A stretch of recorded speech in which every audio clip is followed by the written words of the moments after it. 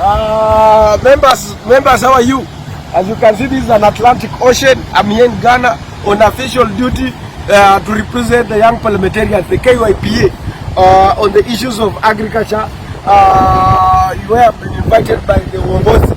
Now, Babu Owino was saying in the morning that he cannot comment that I'm a mental case, that I don't have the juice to crack. Let me ask you, wewe mwenye unajiona wewe si mwenye simu, mimi kama mwenye unajiona mwenye simu, so ungekuja kwa hii young parliamentarian to represent the young parliamentarians here in Accra. Wewe acha bwana. Haya wewe hata wewe siasa, hata siasa Babu, hata wezi ujui siasa. I mean, following your politics, kazi yako ni kusema hata mama mwa, hata warembo mwa.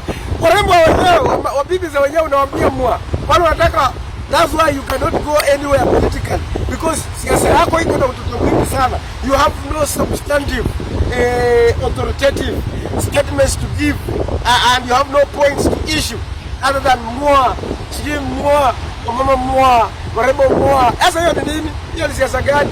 Au wewe mwenye unasema ati wewe si mwendazimu, kati ya mimi na wewe mwendazimu, hujapatiana basari, umeona mimi nimepatiana, ndio unataka kwanza nilipatiana 39 milioni.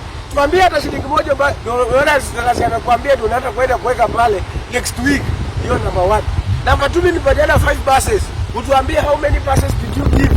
Wewe umepatiana pale renovation umefanya. Saa hii kwa hii pesa kidogo ambayo imefanya na kazi iko huko na naenda kuleta kwa mitandao. Tunaona Luchoni majengo za kitaifa karibu sijui ngapi, karibu almost 6. Sasa hivi vijana wanafanya kazi huko. Nimetengeneza ma stages, wewe umefanya na nini?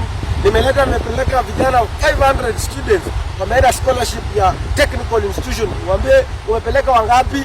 Wewe ndio mwenda simu number 1.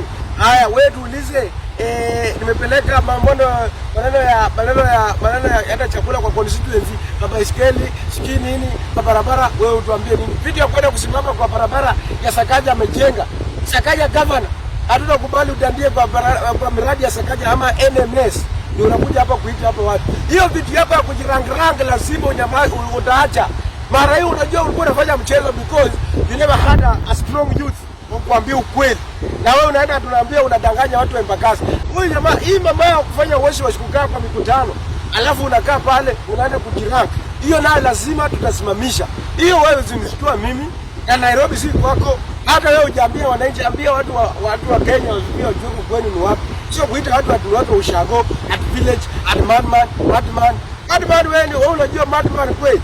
Wewe usinishtua mimi. Ulikuwa student leader Egerton Nairobi, mimi nilikuwa student leader Egerton. So unanishtulia nini? Unanishtulia nini? Hakuna kitu hapo. Na wewe utaona kazi sasa, muende muitishe uangalie how we have used our resources. Babu umenipata kweli. Bwana. Bila Salasya uliza kina Washali, uliza kina Kileo Malala, uliza kina Peter Salasya nani? I'm a movement and I can tell you for sure. Nitaenda kueleta mtu hapo Embakasi East ukiendelea kunisumbua na nasimamisha hapo mlio na kupeleka nyumbani asubuhi.